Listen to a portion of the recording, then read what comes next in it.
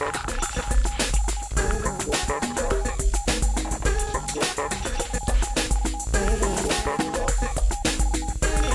je te laisse la parole. Bonjour, merci pour votre présence et bienvenue dans cette avant-première de Avenger 4 de Xavier Dolan. Non, enfin je suis un peu mal réveillé donc je dis n'importe quoi. C'est pas évident d'avoir 100 personnes d'un coup qui nous regardent. On m'a conseillé de vous imaginer tout nu, mais c'est ultra étrange d'avoir des nudistes qui me regardent dans une salle de cinéma, donc je préfère vous rhabiller. Donc, je me présente, je suis Sylvain Sarail. Je suis illustrateur, concept artiste, et également directeur artistique. Alors, j'ai conscience que ce sont des mots fourre-tout avec des anglicismes. Donc, pour vous résumer mon travail de façon assez simple, je suis dessinateur, illustrateur, et je travaille essentiellement dans l'industrie du cinéma et du jeu vidéo. Et en fait, j'élabore les dessins préliminaires qu'il y a avant les productions, que ce soit les blockbusters, les jeux vidéo. Différentes tailles d'échelle, mais c'est-à-dire que je vais dessiner l'univers, je vais m'exprimer de façon visuelle, je ne vais pas forcément beaucoup écrire, je vais conceptualiser, je vais concevoir des mondes essentiellement, c'est-à-dire qu'au niveau du concept, on a des illustrateurs qui sont vraiment spécialisés personnages, on appelle ça des character designers. Moi, je suis vraiment beaucoup plus orienté environnement, c'est-à-dire les univers, l'architecture, la végétation, la définition des couleurs, de comment va s'orienter le jeu ou le film de ce côté-là. Ça peut être également même pour des jeux de société. Ça fait 10 ans que je travaille dans ce milieu. Donc, 10 ans d'expérience, je compte plus les projets, il doit y en avoir une bonne cinquantaine, voire soixantaine. C'est-à-dire j'ai vu un peu tout type d'échelle. Des fois 2 ans de production sur le même projet, des fois simplement 3 jours. Pas parce que ça se passe mal, mais parce que aussi, en tant que concept artiste freelance, je tombe dans des missions des fois urgentes. Donc j'ai vu vraiment différentes échelles, sachant que je les ai vues souvent depuis Toulouse, étant donné que je suis freelance et que j'ai mon atelier ici. Mais j'ai également travaillé dans des studios, des fois juste pour des réunions où j'ai passé récemment 6 mois à Londres dans un gros studio. J'aime bien aussi les tracés mobiles. Et donc, au bout de 10 ans, on accumule des bagages, on a certaines certitudes qui commencent à arriver, c'est un certain confort, une confiance en soi. J'ai vu récemment un article sur Internet par rapport à la confiance en soi dans les métiers créatifs. Quand on sort d'une école d'art appliqué plutôt stimulante avec une bonne culture, on sort, on va dire que ça c'est le niveau 0 et ça c'est le niveau 10 de confiance. On sort souvent à 10, en fait, dans l'idée qu'on va changer le monde. On regarde tous les films d'un œil critique ou d'un jeu vidéo de cette façon-là. Et quand on se prend le marché de plein fouet, ça s'écroule à 0. Et puis, progressivement, quand on arrive à 10 ans d'expérience, ça remonte presque à 10, parce qu'il faut toujours garder une petite phase de recul sur soi. Et donc là, j'atteignais cette taille fatidique des 10 ans d'expérience dans l'industrie. Et l'envie de bosser sur un projet personnel devenait de plus en plus pressante. Donc, j'ai touché à énormément de médiums différents, j'ai rencontré énormément de gens, ils m'ont nourri culturellement. Quand je dis que je veux revenir à quelque chose de plus personnel, c'est absolument pas un rejet de l'industrie. C'est-à-dire qu'on peut souvent beaucoup critiquer les énormes studios. Des fois, il y a de gros problèmes, mais des fois aussi, il y a des exceptions humaines qui sont vraiment très intéressantes. Et c'est pas parce que la petite échelle fait pas forcément les choses de façon beaucoup plus intelligente. Donc, il y a 1 an et demi, 2 ans, j'ai commencé à réfléchir aux prémices du jeu vidéo Forest of Liars, qui est en cours de production en ce moment à Umeshu Lovers, un studio que j'ai monté avec mon associé Arnaud Mollet. Et je vais vous expliquer, sur les 15 minutes qui suivent, les différentes amorces créatives, les points de pivot dans ma carrière qui m'ont fait aussi changer de direction, c'est-à-dire j'ai jamais eu un but vraiment précis, et surtout plus ça allait, plus je me rendais compte que c'était modelable et qu'il faut laisser les choses aller à l'imprévu. Et je vais donc vous montrer en fait les changements philosophiques qui ont abouti à cette création, juste d'un point de vue de la réflexion artistique. Donc moi, je venais vraiment de la culture geek pendant mes études supérieures, c'est-à-dire toute la culture visuelle. C'était même pas au moment où c'était en pleine explosion, c'était au début des années 2000. Enfin, à l'époque, voilà, je faisais partie des rares de ma classe qui aimait énormément l'animation, la culture japonaise, les mangas. Donc autant vous dire que si j'avais 20 ans maintenant, là je serais comme tout le monde, Stranger Things, Marvel. Je serais complètement à donf là-dedans. C'est pas quelque chose que je rejette maintenant, mais c'est-à-dire j'aurais été un peu trop focus. Et c'était le cas à l'époque. Et je suis un peu feignant aussi, j'avais pas spécialement envie d'aller à Paris, de déménager, de quitter le ciel bleu de Toulouse. Et donc j'ai pris un peu le premier emploi alimentaire que je trouvais, avec mon bagage d'infographiste, et j'ai commencé dans l'architecture. J'ai vu ça, quand j'ai commencé à rentrer là-dedans, d'un point de vue purement alimentaire. Surtout que la boîte était une boîte gérée par des cinglés, mais de haut niveau. C'est-à-dire un niveau Bernard Tapie sous cocaïne, quoi. C'est-à-dire la promotion immobilière, ça a quelque chose de, il y a quelque chose de malsain derrière. Hein. Mais j'ai eu le coup de bol d'avoir quand même un chef de service qui avait sa part de folie, mais qui malgré tout a réussi à me sensibiliser déjà à l'architecture, parce que c'était quelqu'un qui venait des arts déco, et qui était le chef infographiste. Et surtout, moi j'ai découvert un monde auquel que je pensais purement fonctionnel, même si je rejetais pas l'idée de voir des beaux bâtiments de temps en temps. J'y voyais pas une esthétique particulière. Moi j'étais dans la bande dessinée, des personnages qui se foutent sur la tronche. C'était pas, j'imaginais pas remalaxer ça et en faire ma carrière de l'architecture. Donc j'en ai pas fait ma carrière, mais je considère que maintenant c'est 30% de mon âme artistique. Donc j'ai juste fait ça pendant 2 ans, et en fait j'ai découvert quelque chose avec l'archi qui était très intéressant, c'est-à-dire que quand on fait de l'illustration des arts appliqués, on apprend la perspective, et c'est la perspective vraiment réglo brutale, celle qui va dans, c'est-à-dire le point de fuite, plein de lignes un peu compliquées à essayer d'enchaîner.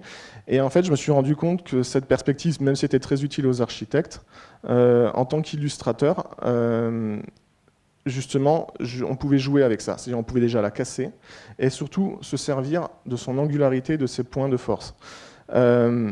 C'est-à-dire poser un regard sur une forme, sur son élégance, sur sa géométrie, sur ses volumes. C'est-à-dire moi, avant, je voyais tout passer par les personnages, et c'est là que j'ai commencé à être sensible à l'environnement, qui est souvent dans un film ou dans un jeu vidéo le deuxième personnage principal d'un jeu ou d'un film. Et l'architecture, c'est notre second personnage dans notre vie, à nous, de tous les jours, quand on est urbain, évidemment. Et donc j'ai vraiment découvert une sensibilité par rapport à ça, jouer avec les espaces négatifs, comme on peut le voir avec le ciel, les espaces positifs, la façade, les volumes, exprimer les choses par l'ombre et la lumière, qui est quelque chose de très important, c'est-à-dire pas forcément tout définir seulement par le contour, et que les choses peuvent se révéler seulement par un contraste. Et fur et à mesure, ça a développé une espèce de tic professionnel chez moi, c'est-à-dire que maintenant, désormais, quand je marche dans la rue, quand je marche dans n'importe où, même ici, quand je vous vois, j'essaie de développer un point de vue déjà original, de créer, je sais pas, une diagonale avec une ligne de perspective ou un alignement de toutes vos têtes, quelque chose qui puisse être juste surprenant ou intéressant, c'est-à-dire j'ai même plus besoin de le conscientiser, ça devient automatique, et je l'enregistre comme bibliothèque mentale, c'est-à-dire, par exemple, à Toulouse, des fois, je vois une façade qui est dans l'ombre, et d'un coup elle a un point lumineux parce qu'il y a une façade en face en verre qui reprojette une lumière, et ça devient quelque chose de très intéressant, ça devient presque irréel. C'est un peu pareil avec un puits de jour dans votre cour d'immeuble, malgré le fait qu'elle tombe soit sur un petit chat et c'est mignon, ou soit sur une poubelle, mais malgré tout il y a une poésie parce que c'est la vie urbaine, c'est des traces de vie organique, de mélange, ça développe quelque chose de très contemplatif. Donc en fait, déjà l'architecture, ça a été un déclencheur pour moi de me dire sors un peu de tes zones de confort, va ailleurs, et surtout arrête de cannibaliser des choses que tu connais déjà sur les doigts et qui elles-mêmes se cannibalisent tout le temps, c'est-à-dire un retour vers le futur, vas-y on refait ça et on fait ça avec Stranger Things. Au bout d'un moment, c'est-à-dire c'est complètement étouffant et on a l'impression de ne pas vraiment participer à la culture humaine parce qu'on rajoute juste de toutes petites couches sur déjà une tuile de pile absolument énorme. Et donc, quand je suis sorti de l'architecture et que j'ai commencé vraiment ma profession de concept artiste, il a fallu que je consulte énormément de points culturels précis, par exemple, je sais pas, l'art déco, ou la peinture ancienne, ou l'Empire romain, parce que je me greffais à des tas de projets. On a besoin d'une culture, on ne peut pas juste avoir notre espèce de caricature de vue d'enfant ou adolescent, on est obligé de consulter énormément de choses. Concept artiste, c'est une grosse partie du temps à chercher et pas juste à dessiner. C'est-à-dire que souvent les clients se trompent sur le temps d'exécution, qui est souvent trop comptabilisé en termes de temps de dessin, alors que c'est des fois du temps de réflexion et de consultation comme un vieux sage dans une bibliothèque. Et j'ai découvert aussi les reportages animaliers et le plaisir, surtout, bon, par exemple, les reportages de la BBC, qu'on peut trouver sur Netflix notamment, où il y a vraiment un énorme effort pour montrer les choses avec une énorme profondeur de champ et exprimer les territoires assez inconnus qu'on ne connaît pas. Et pour ça, je vais vous donner une petite métaphore, c'est-à-dire d'un point de vue de la réflexion artistique. On parle récemment de coloniser Mars ou de terraformer d'autres planètes, ce qui est en soi pas intéressant, je suis à fond pour la recherche spatiale, mais néanmoins, vu l'urgence climatique qu'il y a en ce moment, on ferait peut-être mieux d'essayer déjà de terraformer la Terre pour qu'elle ne s'écroule pas sur elle-même.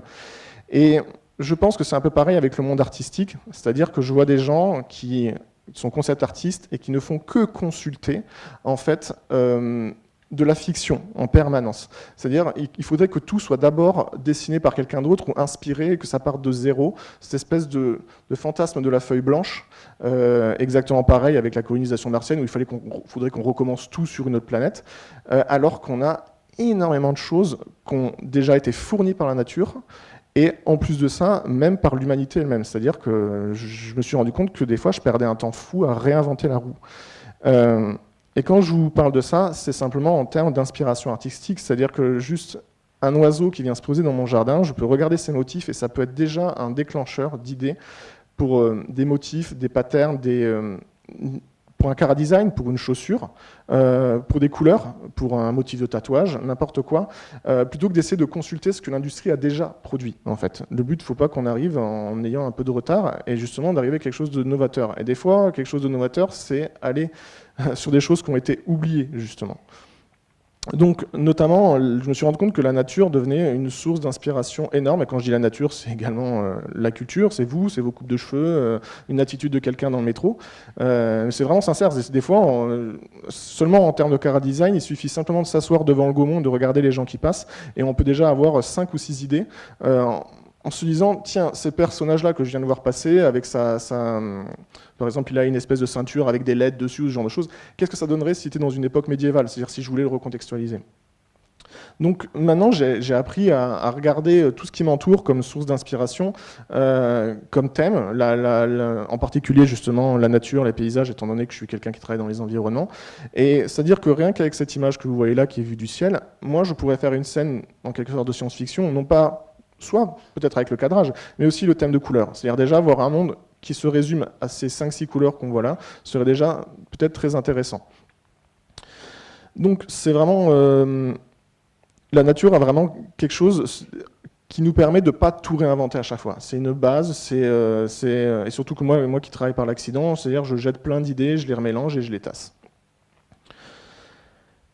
Au fur et à mesure, à force de chercher dans ces références-là, je suis tombé un peu par accident sur le courant de peinture de Lutzwein River School, qui est un courant de peinture américain qui privilégie énormément la nature, la contemplation, le sublime. Il voulait un peu toucher quelque chose de divin en essayant de représenter la nature sous la plus belle forme qui soit. C'est-à-dire déjà, ils sont ultra réalistes, mais ils essayent en plus de rajouter le meilleur moment de lumière de la journée quand ils vont peindre leur peinture. Ils vont essayer de mettre le nuage au bon endroit, ils vont essayer de faire une diffusion atmosphérique qui donne quelque chose d'assez divin. C'est presque des points de vue qu'on pourrait avoir réellement, nous, si on se balade en forêt, mais si on a vraiment de chance. C'est essayer de trouver le moment M dans l'année d'un lieu particulièrement majestueux.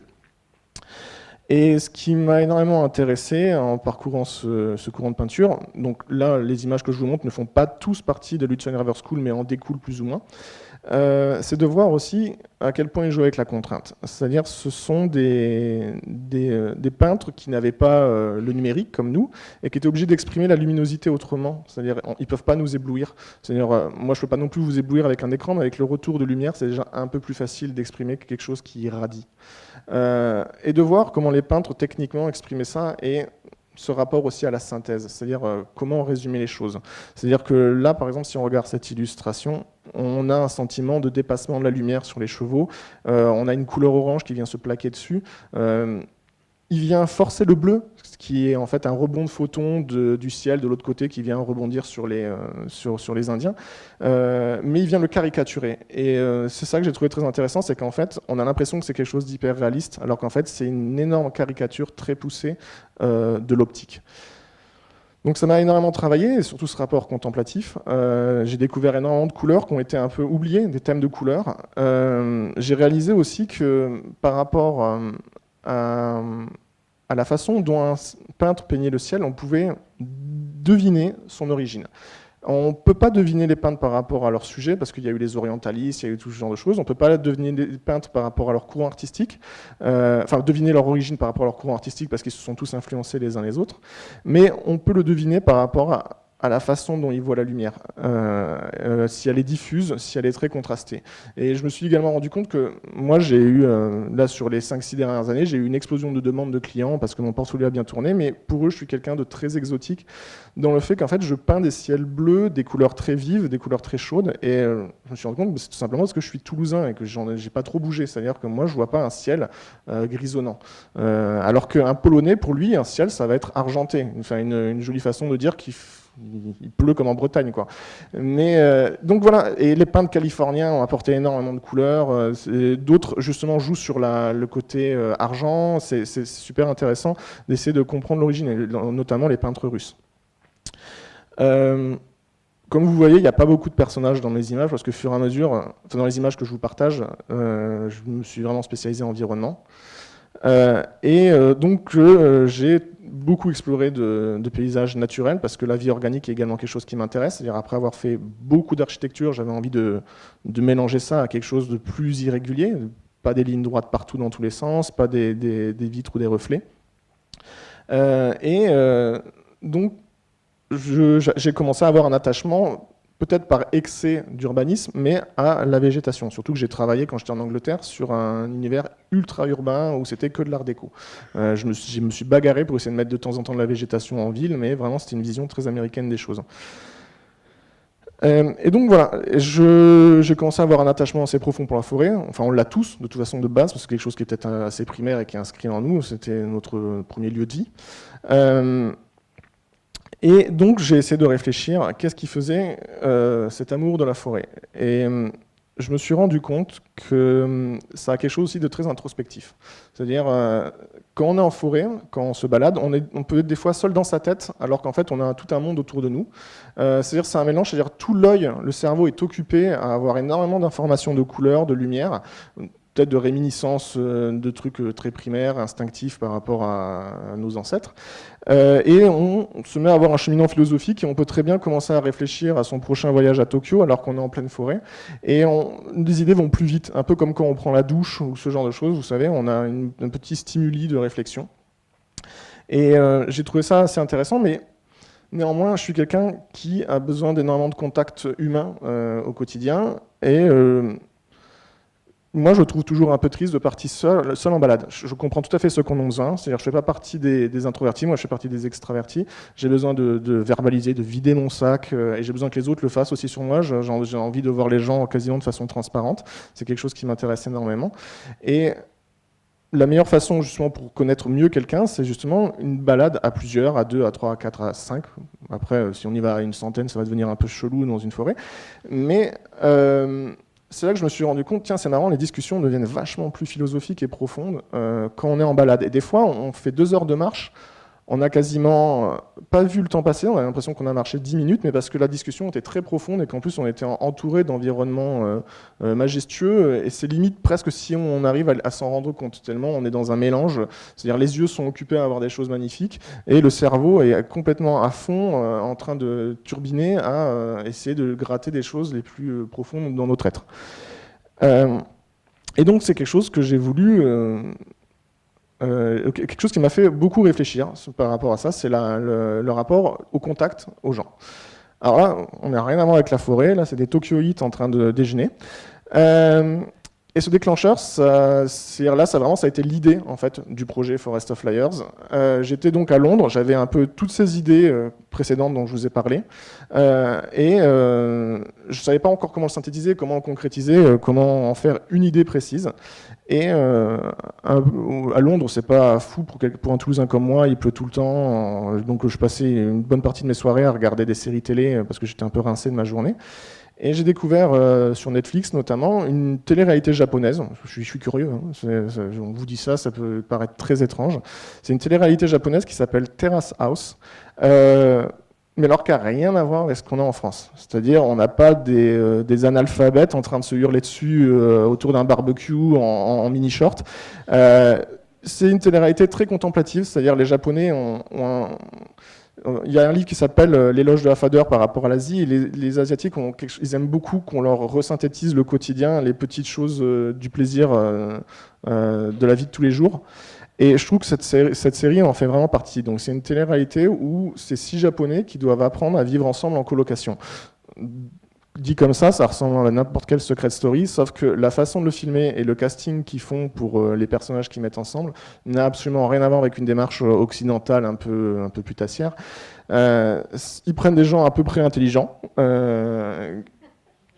qui n'ont pas l'habitude de la colocation, c'est le cas déjà au Japon avec leurs petits appartements, et qui vont devoir apprendre à se connaître. C'est pas filmé 24 heures sur 24, c'est de temps en temps le matin et de temps en temps le soir, ça les accompagne en dehors de l'appartement.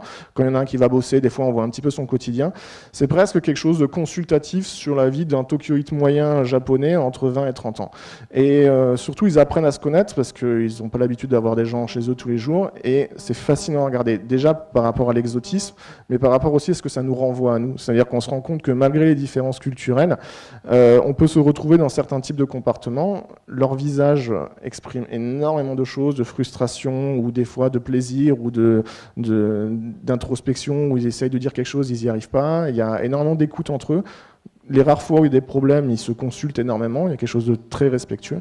Et j'ai trouvé ça fascinant parce que ça m'a rappelé tout le plaisir quand on me fait rencontrer une nouvelle personne, que ce soit un nouveau collègue, un nouveau colocataire avant, un nouvel interlocuteur dans un projet, un nouveau stagiaire ou ce genre de choses.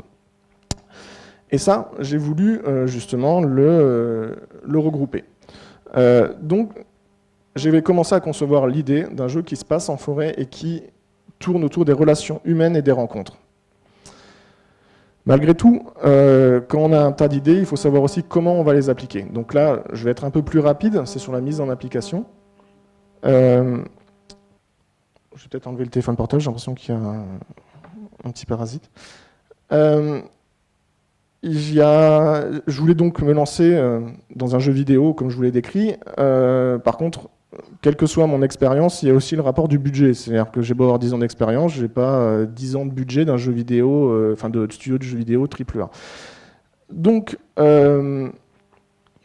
en voyant la peinture, en voyant que la contrainte était vraiment une source de créativité, j'ai essayé de chercher aussi des éléments là-dedans qui pouvaient m'aider pour concevoir ce projet. Et je me suis rendu compte d'une chose, c'est que la spontanéité est très très importante. C'est-à-dire des fois, on peut faire des recherches entre concept artistes à 3 ou 5 sur une équipe pendant 1 an pour essayer de trouver le meilleur personnage possible pour cet univers ou trouver le meilleur univers possible, essayer de croiser les idées. C'est très démocratique, c'est super intéressant, c'est super horizontal, mais des fois, c'est une bouillie. C'est-à-dire tout le monde s'influence, tout le monde se tire le t-shirt sur l'autre. On dirait 2 équipes de foot en finale de Coupe du Monde. Donc ça devient un peu ridicule. Et en analysant les choses qui ont énormément marché, nous ont beaucoup parlé sur les 50 dernières années de la culture populaire, je me suis rendu compte que des personnages les plus connus étaient souvent des choses qui avaient été esquissées d'abord sur un coin de table, qui étaient une initiative personnelle. C'est-à-dire que par exemple, là c'est le cas de Calvin et Hobbes, il y a quelque chose, tout le monde les apprécie, les connaît, ils envoient quelque chose d'immédiat et ils sont dessinés de façon très simple, ils ne sont pas surchargés. On n'essaye pas de leur mettre un maximum de détails.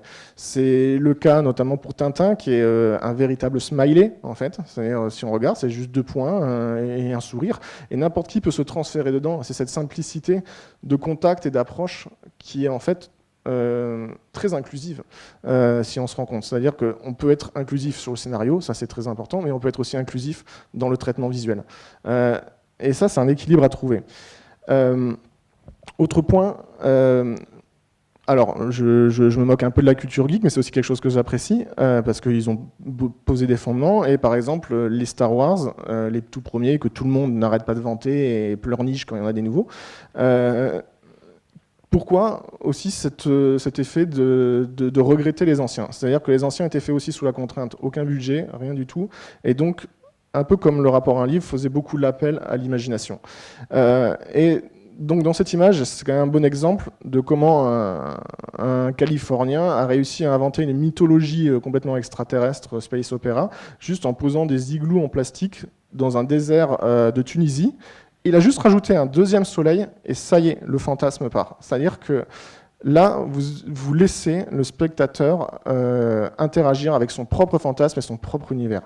Ça a quelque chose de... Déjà, c'est introspectif et on le force en fait à le faire. Et donc, il se développe une relation ultra affective avec ça. C'est-à-dire ça marche immédiatement. C'est-à-dire il n'y a pas trop de code, donc la personne n'est pas perdue, elle n'a pas besoin d'essayer de comparer par rapport à ce qu'elle connaît. Récemment, par exemple, j'ai trouvé que le dernier Mad Max était très efficace de ce côté-là. C'est-à-dire, ça joue énormément sur le hors-champ. C'est-à-dire qu'en fait, l'essence de l'univers se passe hors cadre, dans notre tête. C'est-à-dire que ça, c'est un plan très rapide qu'on voit dans le film. C'est juste une introduction d'une route sur laquelle ils sont en train de passer. On ne saura jamais qui sont ces personnages sur des échasses. On ne voit même pas leur visage.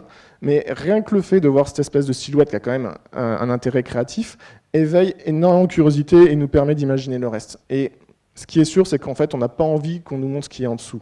Donc c'est ce rapport au secret. Et je pense que la forêt, de façon générale, est un peu pareil, c'est-à-dire qu'on n'en voit jamais le bout quand on se balade, on ne sait jamais qu'est-ce qui va se cacher derrière un arbre, et il faut peut-être essayer des fois de raisonner de cette façon d'un point de vue créatif quand on veut stimuler l'imaginaire. Au-delà des choix de sujets sophistiqués, je trouve que par exemple Pixar aussi ont été un bon sujet d'étude, c'est-à-dire que eux, ils m'ont fait prendre conscience que ce n'est pas le sujet qui est important, c'est le regard qu'on pose dessus. C'est-à-dire, il peut se passer un drame, une tragédie ou quelque chose, une grande aventure épique, simplement dans une cour d'école ou dans un coffre à jouer. C'est-à-dire, on part d'un tout petit sujet et on va réussir à inventer énormément de choses. Et tout ça va nous tirer vers les émotions, vers la suggestion et nous rappelle aussi des choses qu'on a tous connues. Donc, c'est ce rapport de, je dis le mot inclusif, mais en fait c'est vraiment universel, c'est-à-dire c'est aussi savoir s'adresser à tout le monde. Et notamment, je pense que dans les arts appliqués, peut-être des fois dans le design, dans le graphisme, des fois ça devient tellement pointu, c'est-à-dire que c'est une performance pour l'industrie, mais le spectateur lambda ne va rien comprendre, ou alors va se sentir exclu. C'est-à-dire c'est comme si on lui fermait la porte en lui disant « t'as pas assez de bagages pour consulter mon média ». Et ça, c'est un jeu d'équilibre super intéressant, c'est comment être universel sans être consensuel. Il y a beaucoup de gens qui disent « mais si tu veux t'adresser au plus grand monde, ça fait forcément de la soupe ». Moi, je ne suis pas d'accord. C'est simplement que, en y réfléchissant 10 minutes, c'est sûr, on va se dire, bon, je vais essayer de plaire à tout le monde, et ben, je vais devenir Emmanuel Macron, ça va devenir horrible. Donc, c'est un peu pareil dans la production audiovisuelle. Et un excellent contre-exemple pour moi, c'est Miyazaki, qui a un bagage japonais, qui a une culture japonaise, qui nous parle des fois de mythes japonais ou d'angoisse ou de beauté ou de plaisir typiquement de quotidien japonais, et pourtant on arrive à le comprendre. Non pas parce qu'il risque de faire un choix qui ne nous parlerait pas à tous, mais son traitement, en fait, la façon de communiquer les émotions, c'est-à-dire les rayons de lumière, ces rayons de lumière, on les a tous connus, la maison de grand-mère, on l'a tous eu aussi. Donc c'est avec de la réflexion, avec du temps aussi, ce que l'industrie ne nous offre pas toujours, il y a moyen, en fait, d'atteindre un maximum de personnes sans trahir sa personnalité. Donc, là, voici, c'est une image de Forest of Liars. Donc, pour ce projet, je vais vous le présenter brièvement, je ne vais pas vous expliquer tous les mécanismes de fonctionnement du jeu. J'ai voulu, en fait, justement, un peu synthétiser tout ce que je vous ai expliqué, c'est-à-dire le côté universel, la rencontre et se laisser aller à découvrir un monde pour, justement, avoir peut-être un petit stimuli philosophique qui ne sera pas de ma part, mais qui sera de la part du spectateur lui-même, c'est-à-dire je vais le laisser travailler sur lui. Je ne suis pas un artiste art moderne qui essaye de renverser le monde ou de faire passer un message politique, ça va être à lui de se le créer en fait. Donc ça peut vous paraître super nébuleux, je vous montre des images comme ça qui ont l'air un petit peu jolies, un peu colorées. Pour être un peu plus concret, en fait, tout ce que vous voyez là sont vraiment des images qui sont dans le jeu. C'est-à-dire, là, on est à l'étape de prototype. Ça a été un peu trop tôt pour vous montrer les personnages qu'on a fait dans cet univers. Mais ça va être un jeu d'aventure dans le style livre dont on est le héros, mais avec une histoire qui se réinvente à chaque fois, quoi. Comment une histoire peut se raconter à chaque fois? Est-ce que j'en écris des milliers d'avance? Ça semble complètement impossible. Et en fait, on a voulu jouer sur le côté un peu aléatoire, c'est-à-dire qu'il va y avoir énormément de zones différentes. À chaque fois qu'on relancera une partie, on verra jamais les mêmes dans le même ordre. Des fois, il y en a certaines qu'on ne verra pas du tout. Donc, c'est-à-dire que déjà, sur 3 parties, on aura vu énormément de paysages différents. On aura eu 3 histoires à raconter. Et surtout, dans cette forêt, le but du jeu, c'est de rejoindre le cœur de la forêt des menteurs, qui cache un secret ou plusieurs. Ça, je préfère rien vous dire, justement. C'est-à-dire que des fois, les secrets, c'est pas seulement un trésor ou juste une quête philosophique, ça peut aller beaucoup plus loin. C'est aussi de réfléchir à ça. Mais je ne veux pas gâcher le jeu. Et lors de ce voyage en forêt, vous allez rencontrer d'autres voyageurs avec vous, qui sont peut-être à la recherche des mêmes choses. Et ces voyageurs, justement, vont vous proposer de vous accompagner. Et vous aurez le choix d'accepter ou non, et vous allez devoir faire l'effort d'apprendre à les connaître. Et ces personnages vont avoir une personnalité qui va être générée aléatoirement. Alors, dit comme ça peut paraître comme un robot cafetière qui se met à faire n'importe quoi et à faire des trucs complètement ridicules.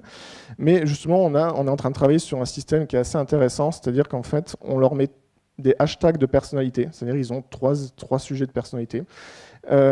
Et en fonction de ces personnalités, ça va aller piocher dans des réactions, des dialogues et des comportements. Pour être vraiment beaucoup plus concret, pour vous présenter ça, c'est-à-dire qu'on va pouvoir avoir quelqu'un qui sait très bien se repérer en forêt, qui ronfle la nuit et qui est un menteur, par exemple. Ou alors, on peut avoir quelqu'un qui est un excellent chasseur. Néanmoins, il a des petites tendances pyromanes. Donc, si on laisse le feu allumé, il va mettre le feu à la forêt ou ce genre de choses. Et on ne sait jamais sur qui on va tomber, ça va toujours être généré aléatoirement. Avec Arnaud, on s'amuse beaucoup à regarder ce que nous génère le jeu en termes de comportement. On peut avoir un insomniaque bipolaire qui par contre est très bon soigneur. Et donc, en fait, ce que j'ai voulu retrouver avec ce jeu, et également quand je vous parlais de la télé-réalité japonaise, c'est qu'en fait, il ne faut pas essayer de tirer la meilleure carte, il faut essayer de savoir s'adapter aux défauts des autres. Et même d'en faire des qualités. C'est-à-dire qu'un menteur, une fois qu'on a compris que c'était un menteur, on a tout intérêt à essayer de faire tout le contraire de ce qu'il nous raconte. Quelqu'un qui est un peu bourru, qui est un peu désagréable avec un autre personnage, il va falloir peut-être des fois essayer de tempérer ça. Donc ça va être tout un rapport de gestion psychologique et de découverte surtout, de façon à ce qu'à chaque fois que vous relancez le jeu, à chaque fois que la partie est un échec ou que vous avez gagné, parce qu'il y a différents secrets dans cette forêt, vous allez pouvoir vous raconter une nouvelle histoire, donc repartir en randonnée et faire des discussions philosophiques avec tous ces nouveaux compagnons. Donc voilà globalement comment j'en suis arrivé là, et j'ai essayé d'inscrire les 3 piliers dont je vous ai parlé avant, c'est-à-dire le rapport à la contemplation. Vous pouvez peut-être retrouver dans ces images un peu mes influences de la peinture que je vous ai montré précédemment, ce rapport à essayer de montrer la nature sous un angle le meilleur possible, le moment M en fait. La découverte et la rencontre de différentes personnes et toutes ces émotions qui nous traversent quand on apprend à percevoir la personnalité de quelqu'un. Au bout de 5 minutes, la personne est de couleur bleue. Au bout d'une journée, on la voit de couleur un peu plus violette. Puis, au fur et à mesure, on commence à voir les différentes couleurs qui apparaissent sur la personne, puis on la fréquente. C'est exactement ce que j'ai voulu mettre dans le jeu. Et dernier pilier, c'est ce rapport à l'universalité. C'est-à-dire de façon à ce que ça puisse parler à tout le monde. C'est-à-dire que déjà au niveau de la forêt, au niveau de l'orientation artistique, on a voulu partir vers quelque chose de mi-méditerranéen, mi-Amérique du Sud, un peu des fois un peu Maghreb, mais surtout tout ce qui pourrait être Grèce ou ce genre de choses. Un gros mélange. On essaie d'éviter d'aller vers les pays nordiques parce qu'ils ont été beaucoup trop vus, j'estime en tout cas, dans toute la fantaisie actuelle qu'on a eue récemment. Et donc, dans tous les cas, quand je dessine et j'illustre mes décors, j'ai envie vraiment qu'ils puissent se transmettre à n'importe qui, que quelqu'un ressente des sensations similaires comme moi j'en ai quand je regarde des peintures vénitiennes ou ce genre de choses, ou simplement un Miyazaki.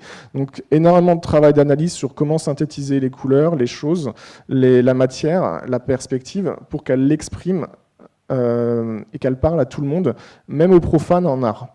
Donc voilà, c'est la performance qu'on essaie d'accomplir. 3 piliers philosophiques, c'est-à-dire vraiment l'universalité, le contact et la rencontre, et la contemplation. Voilà, merci.